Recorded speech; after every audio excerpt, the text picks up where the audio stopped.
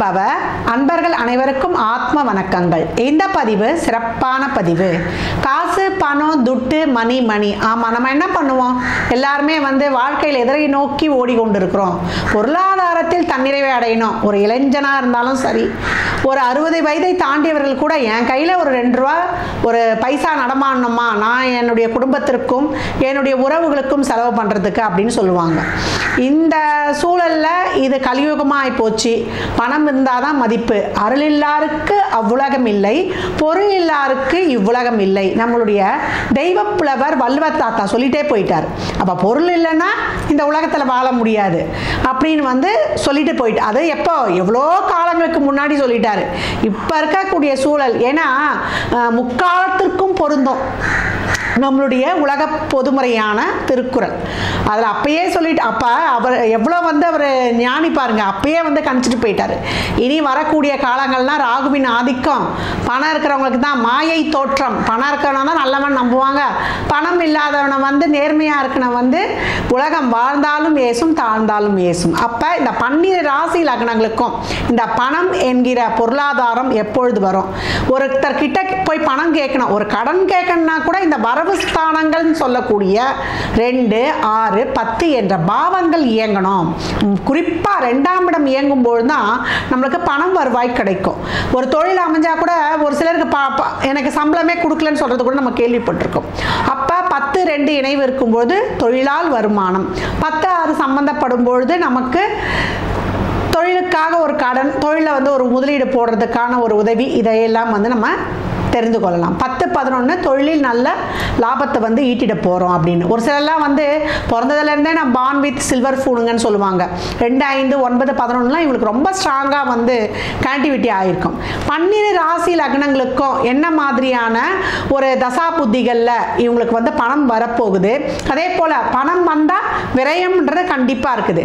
அதை உணர்த்தக்கூடிய பாவங்கள் 4, 8, 12.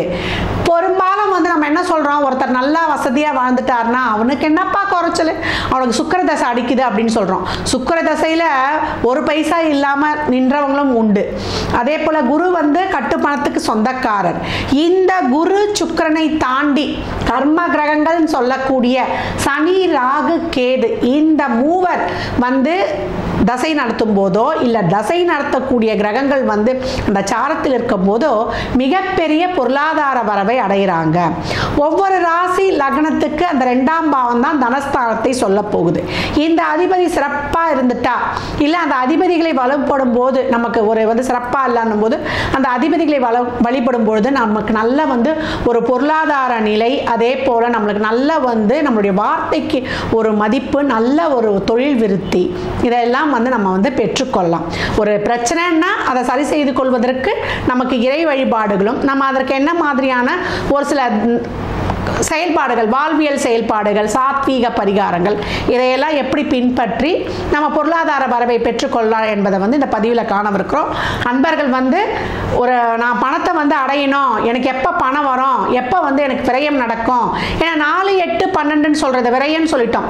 இந்த 4ஆம் பாவம் என்பது சுப விரயத்தை சொல்லும்.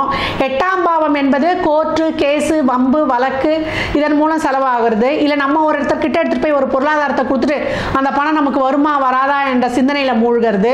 12ஆம் இடம் என்பது போன பணம் திரும்பியே வராது, இல்லை அடுத்தவன் பணம் நம்ம கைக்கு வருமா. இந்த 2, 6, 10, 4, 8, 12 நம்ம வருவாயை பெறப்போகிறோமா, இல்லை நம்மளுடைய பொருளாதாரம் வெளியிடத்துக்கு போக போகுதா என்பதெல்லாம் நமக்கு நடக்கக்கூடிய தசாபுத்திகளும், அந்த கிரகங்கள் நமக்கு என்ன தருது, பொருளாதாரத்தை தரும்பொழுது நம்ம பொருளாதாரத்தில் ஒரு ஃபுல்ஃபில் அடைவோம். அது ஒரு உயிர் பாவங்களாக செயல்படும் பொழுது நம்மளுக்கு ஒரு பொருளாதார விரயம் உண்டு. ஒரு உறவுகள் ஒரு பிரிவு இருக்கும். இந்த மாதிரியான செயல்பாடுகள் இருக்கும். இதை எப்படி நம்ம பாசிட்டிவாக ரிசீவ் பண்ண போகிறோம் என்பதெல்லாம் அவரவர் சுய ஜாதகத்தை பொறுத்து தான் அமையும். நம்ம இப்போ வரக்கூடிய ஒவ்வொரு பதிவுகள்லையும் 12 ராசி லக்னங்களுக்குரிய தன வருவாய் எப்போ வரும் என்பதை பற்றி நம்ம தெளிவாக காணலாம். பதிவை ஸ்கிப் பண்ணாமல் முழுமையாக பாருங்கள். மேஷ ராசி மேஷ லக்னத்திற்கு பண வருவாய் எப்பொழுது வரும் அப்படின்னு பார்க்கும்பொழுது இவங்களுடைய வரவு ஸ்தானங்கள்னு சொல்கிறது வந்து ரெண்டாம் இடமான ரிஷபமும் 6ஆம் இடமான கன்னியும் 10ஆம் இடமான மகரமும் இவங்களுக்கு வந்து வரவு ஸ்தானங்களாக இருக்கும்.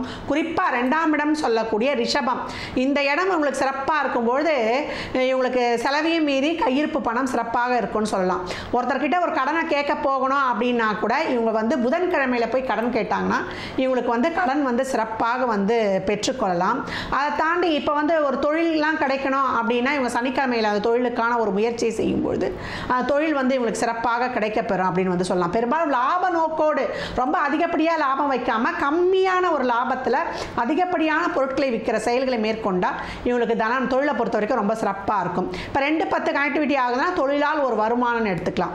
10-6 சம்மந்தப்படும் பொழுது பார்த்தீங்கன்னா தொழிலுக்காக ஒரு கடன், நம்ம ஏற்கனவே சொன்ன மாதிரி. மேஷ ராசிக்கு எப்பொழுதெல்லாம் வந்து சுக்கிரனோ இல்லை வந்து புதன் சாரத்திலேயோ சனியுடைய சாரத்திலேயோ ஒரு கிரகங்கள் வந்து தசா நடத்தும் பொழுது அவங்களுக்கு வந்து அந்த பொருளாதார வருவாயை கொடுத்துட்றாங்க. இதுவே வந்து அவங்க வந்து இன்னும் வந்து நமக்கு சனி ராகு கேது சாரெல்லாம் வாங்கி தசை நடத்தி அது பொருளாதாரமாக தரக்கூடிய பட்சத்தில் இவங்க வெளியூர் வெளிநாடுகள்லாம் போய் சம்பாரிச்சிடுறாங்க அப்படின்னு வந்து சொல்லலாம். இவங்களுடைய விரய பாவங்களாக 4ஆம் இடமான கடகமும் 8ஆம் இடமான செவ்வாயும் 12ஆம் இடமான குருவுமாகவே வருவார். விரயத்தை மட்டுப்படுத்துவதற்கு இவங்க இந்த விரயம் வந்து தேவையில்லாத விரயமாகாமல் இவங்களுக்கு ஒரு சேஃபராக ஒரு நல்ல ஒரு சுப விரயமாக ஆக்கிக்கணும், எங்கேயும் இவங்க ஏமாந்துடக்கூடாது அப்படின்ற பட்சத்தில் இவங்க என்ன பண்ணலாம் அப்படின்னா வியாழக்கிழமைகளில் இவங்க வந்து ஒரு ஃபுல் மீல்ஸ் வந்து ஒரு இனிப்போடு வாங்கி கொடுத்துடலாம். தன வருவாயை பெருக்கிக் கொள்வதற்கு வெள்ளிக்கிழமை தோறும் மகாலட்சுமி வழிபாடு, காமாட்சி அம்மன் வழிபாடு தாராளமாக செய்யலாம். கிராமப்புறங்களில் வந்து இந்த சப்த கன்னியர்கள் இருப்பாங்க, அவர்களை வழிபடும் பொழுதும் இவங்களுக்கு சிறப்பான பலன்கள் கிடைக்கும். வெள்ளிக்கிழமையில் இவங்க இன்னும் வந்து செய்யும்பொழுது 1 to 2 ஒரு சாப்பாடு தானம் வாங்கி கொடுக்கலாம். ஒரு தயிர் சாதமாகவோ இல்லை வந்து ஃபுல் மீல்ஸே எங்களுக்கு வாங்கி கொடுக்க முடியும்னா தாராளமாக வாங்கி கொடுக்கலாம். நிறைய பெண்களுக்கு தேவையான ஒரு அழகு சாதன பொருட்கள் இதெல்லாம் வாங்கி கொடுக்கும்பொழுது, தாம்பூலம் நிறைய கொடுக்கும்பொழுது இவங்க வந்து தன வருவாயை பெற்றுக்கொள்கிறார்கள். எப்போ மேஷத்தில் இருக்கக்கூடிய இப்போ இருக்க இளைஞர்கள்லாம் லைஃப்பில் செட்டில் ஆன பிறகு கல்யாணம் பண்ணிக்கிறேன்னு சொல்கிறாங்க. அப்படி கிடையாது. இவங்களுக்கு 2-7 சுக்கிரனா வருவார். அதனால் இவங்க திருமணத்திற்கு பிறகு இவங்களுடைய வாழ்வில் வந்து ஒரு பொருளாதார நிலையில் வந்து ஒரு மேன்மையை அடைகிறார்கள். ஆக மொத்தத்தில் மேஷராசிக்காரர்கள் நாங்கள் வந்து பணம் கிடைக்குமா அப்படின்னா இந்த 2-6-10 ஒரு கிரகம் தசை நடத்தினாலோ இல்லை இது அதிபதிகள் சாரத்தில் ஒரு கிரகம் தசை நடத்தினாலோ இல்லை அந்த இடத்துல இருந்து ஒரு கிரகங்கள் தசை நடத்துது அப்படின்னாலோ இல்லை நம்மளுக்கு சனி ராகு கேது சாரம் வாங்கி தசைப்படுத்தும் போது எதிர்பாராத மிகப்பெரிய பொருளாதாரத்தெலாம் நம்ம பெற்றுக்கொள்ளலாம். ராகுலாம் வந்து தசை நடத்துகிறாரு, அந்த சாரம் கர்ம கிரகங்கள் சாரமே வாங்கினா ஒரே நைட்டில் வந்து அவனை பார்த்தங்க வாடகை சைக்கிளில் போயிட்டு இருந்தான், இன்றைக்கி பார்த்தா பெரிய பணக்காரன் ஆகிட்டான்னு சொல்லுவோம் இல்லையா, அந்த மாதிரியான ஒரு சிறப்பான நிலையையும் இந்த கிரகங்கள் கொடுத்துருது. அப்போ இவங்க தன வருவாய்க்கு இந்த நாட்களில் முயற்சி செய்யும் போதும் கிடைக்கும்.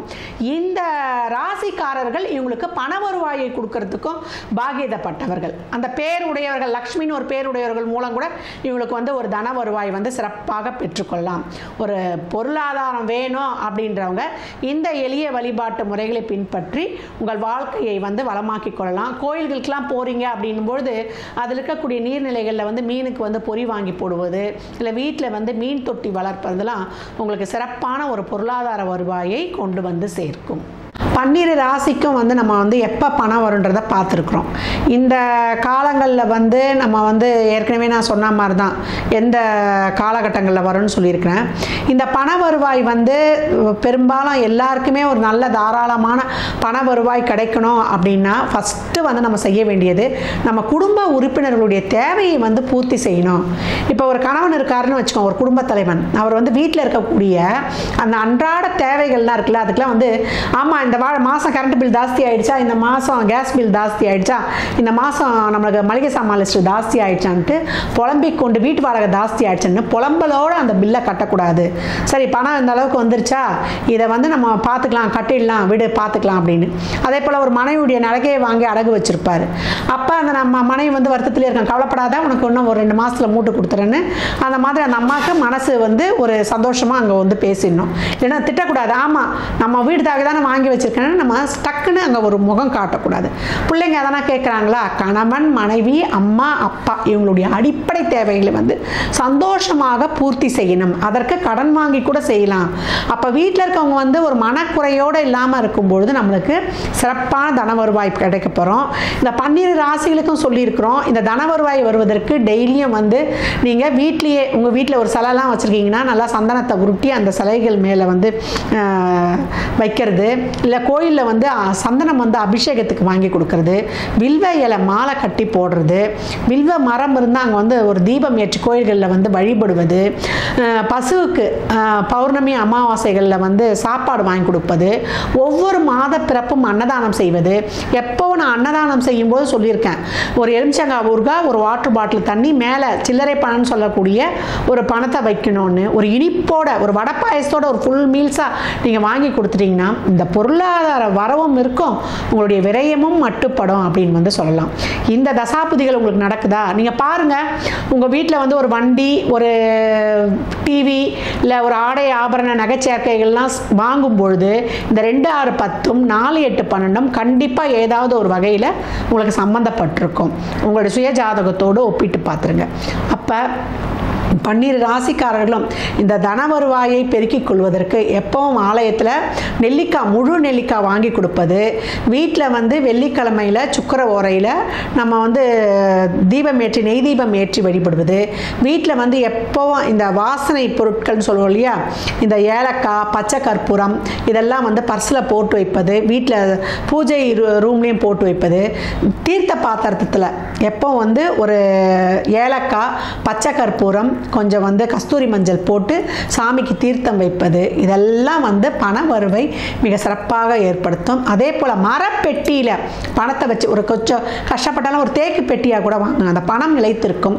உங்கள் நகை இதெல்லாம் வந்து அதில் வைக்கிறங்க. துணி வைக்கிறது செய்யறதே மரத்தாலான இதில் வந்து வைத்து எடுக்கும்பொழுது உங்கள் பண வருவாய் மிக சிறப்பாக இருக்கும் அப்படின்னு வந்து சொல்லலாம். எப்பொழுதும் நீங்கள் வந்து சித்தர் ஜீவசமாதி வழிபாடு ஏற்கனவே போன பதிவுகளில் கொடுத்துருக்கோம். உங்களுக்குரிய சித்தரை வந்து வழிபடும் பொழுது ஒரு ஊதுபத்தியோ இல்லை வந்து ஒரு தீபமோ ஏற்றி மனதார வழிபடும் பொழுது, இதுவரை எனக்கு கிடைக்கப்பெற்ற பணத்திற்கு நன்றி, இனிமேல் நான் பெறப்போகும் அபரிமிதமான பணத்திற்கு நன்றி அப்படின்னு சொல்லிட்டு நீங்கள் மனசார வந்து பணத்திற்காக நீங்கள் வந்து நன்றி சொல்லும் பொழுது எவ்வளோக்கு எவ்வளோ ஒவ்வொரு சின்ன விஷயத்திற்கும் நன்றி உணர்வோட மனம் நிறைய அன்போடு இருக்கும் பொழுதும் அந்த வீட்டில் வந்து செல்வத்திற்கு தட்டுப்பாடே இருக்காது. அதே போல் அந்த பணத்தை ஈர்க்கிறதுக்கு ஒரு மெத்தட் இருக்குது, இந்த ஓப்போ போன மெத்தட் அப்படின்னு சொல்லிட்டு. My dear money, I am sorry, please forgive me, I love you, I thank you, I forgives my self. இந்த வாசகங்களில் சொல்லிவிட்டு எதிரில் ஒரு டம்ளர் தண்ணி வச்சுக்கணும். நம்ம கண்ணை மூடி இந்த வாசகங்களை தொடர்ந்து உங்களால் ஒரு 9 தடவையோ இல்லை 11 தடவையோ அந்த மாதிரி ஆத்மபூர்வம் அதை நினைக்கும் போது நம்ம ஐம்புலன்களும் உணர்ந்து சொல்லணும். அந்த மாதிரி ஆத்மார்த்தமாக சொல்லி அந்த தண்ணியை நம்ம குடிச்சிட்டு வரும்பொழுது வெளியே காலையில் பிரம்ம முகூர்த்தத்தில் எழுந்துக்கும் போது சீக்கிரம் வந்து நம்ம தூங்கணும். எழுந்துக்கிறது வந்து கொஞ்சம் வந்து நம்ம ஒரு 4:45 4:30 எழுந்துட்டோன்னா பிரம்மமுகத்தில் ஒரு தீபம் ஏற்றி வழிபட்டு நம்ம அன்றாட வேலைகளை நம்ம கவனிக்கும் பொழுது நம்ம வாழ்க்கையில் மிகப்பெரிய மாற்றங்களையும் முன்னேற்றங்களையும் ஏற்றங்களையும் காணலாம். இந்த பணத்திற்கான அந்த ஓப்ப போன மெத்தடை இந்த தண்ணியை வச்சு சாண்டிங் பண்ணி அந்த தண்ணியை நம்ம குடிக்கலாம், நம்ம குடும்பத்தில் இருக்கிறவங்களுக்கு கொடுக்கலாம். கொடுக்கும்பொழுது பாருங்கள், நீரும் நெருப்பும் தான் கர்மாவை குறைக்கும், பணத்தை வந்து வசீகரிக்கும்.